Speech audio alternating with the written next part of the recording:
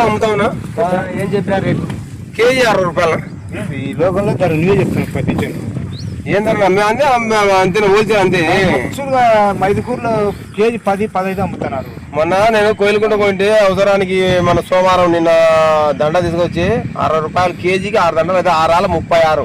మీరు వ్యాపారస్తులు ఒక కేజీ పూలకు బచ్చహాయిరే అని 6 దండలు అమ్మి 360 రూపాయలు తెగుతారా? నాకు 60 రూపాయలకి మీరు ఏడ్చారా?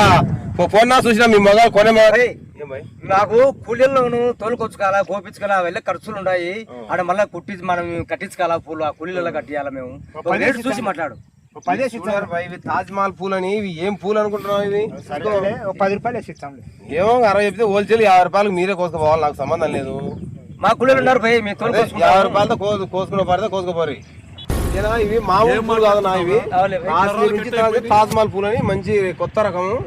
50 రూపాయలకి అయితే తక్కువ రావునా. అందుకే పోయి మంచి పూలనే 40 రూపాయలు పెట్టాం పోయి.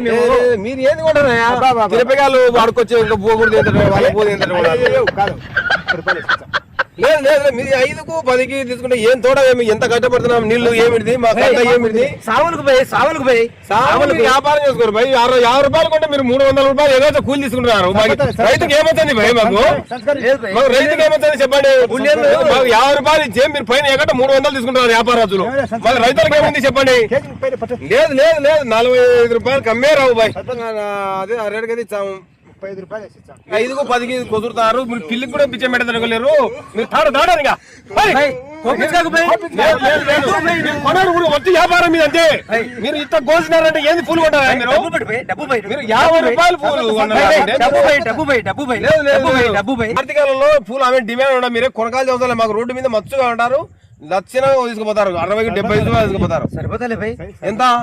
అదే 35. లేదు లేదు లేదు. 45 రూపాయలు తీసుకోరు. ఏం భయ్? మాకు మస్తు డిమాండ్ ఉంది భయ్. మీరు ఏంది మాకు మీరు పిల్లికి పిచ్చం పెట్టరు. ఊళ్ళేకపోతే కూలీలు ఎంత అడుగుతారు అనుకుంటున్నారు? 400 అడుగుతారు భయ్ కూలీ కుట్టనీకి. ఏం భయ్? లేదు లేదు. 40 వేసుకుందా? 40 వేసుకుందా భయ్?